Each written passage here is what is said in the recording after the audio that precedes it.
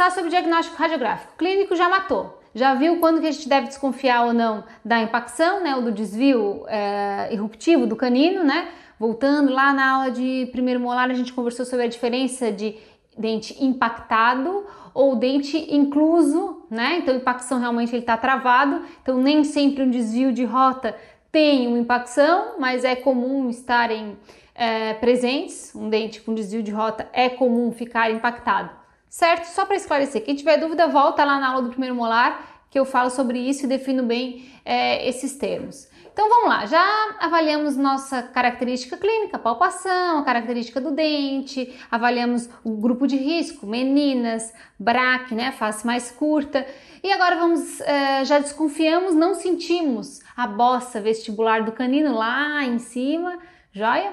Não sentimos a bossa vestibular do canino, solicitamos um exame radiográfico. Vamos entender qual e por quê.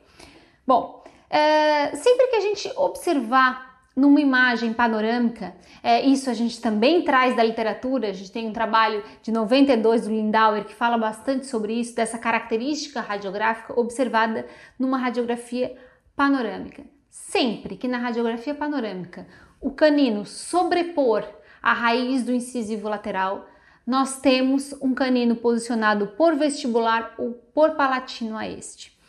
No segundo período transitório, o canino ele pode, a Garibe gosta muito desse termo, ela fala muito beijar o incisivo lateral, ou praticamente ter um pequeno contato. Isso é normal pela própria planificação da imagem, né, e distorção radiográfica.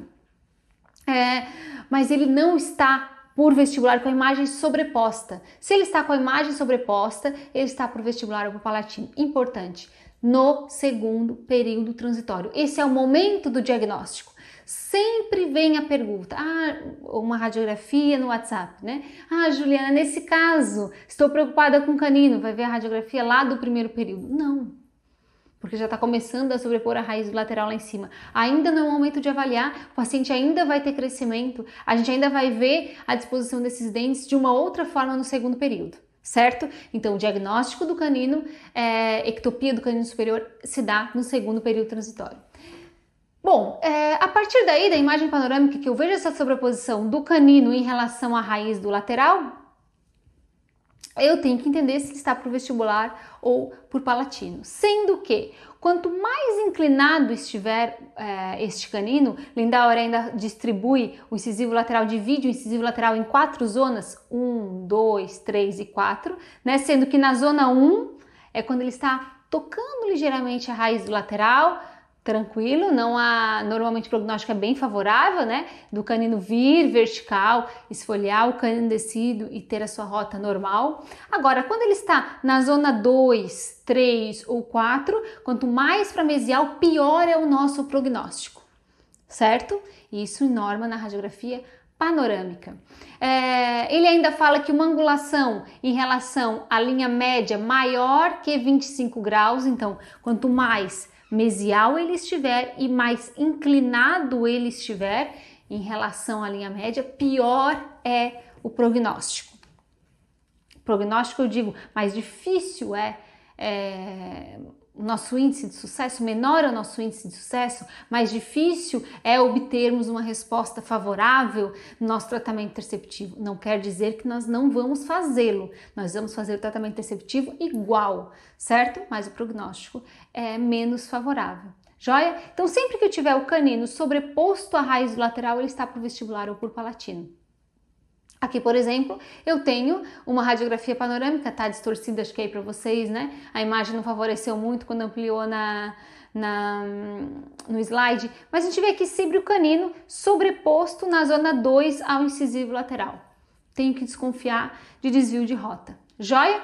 Sempre que ele sobrepor, esse dente teve um desvio de rota ou desviou a rota um pouquinho só para mesial e pode estar por vestibular, como eu falei para vocês, em cerca de 30% dos casos ele está por vestibular, então isso pode acontecer, mas a grande probabilidade de ele estar por palatino. E aí, como que a gente faz para identificar se ele está para o vestibular ou por palatino? Primeiro, a gente já tinha que entender que o motivo da realização da nossa tomografia, da nossa radiografia, foi a ausência de palpação da bossa. Então, as nossas chances de estar palatino é muito grande. Nessas situações, quando eu já desconfio, eu já solicito também uma técnica de Clark, né? Uma técnica de dissociação. Para quê? Para já vir tudo junto, porque como eu não tenho raio-x no meu consultório, eu já solicito na clínica radiológica que o paciente vá lá só uma vez. Ele faz a panorâmica e já faz a técnica de Clark e aí já vem identificado se esse dente está por vestibular ou por palatino. A partir daí eu sei que se ele estiver por vestibular, é bem possível ser falta de espaço. Se sendo falta de espaço, nós vamos manejar o espaço ou encaminho para o ortodontista já no segundo período transitório para ele reorganizar os espaços no arco e favorecer a rota eruptiva desse canino. Agora, se ele estiver para o palatino, cabe ao odontopediatra, ao clínico, ao ortodontista realizar o tratamento interceptivo, onde há um grande índice de sucesso, uma grande chance de sucesso dessa rota do canino superior permanente corrigir espontaneamente, sem tracionamento, sem grandes, sem intervenções ortodônticas complexas, vamos dizer assim. Joia? E é sobre isso que a gente vai conversar na nossa próxima aula, a nossa conduta terapêutica. Vejo vocês em breve. Até mais. Tchau, tchau.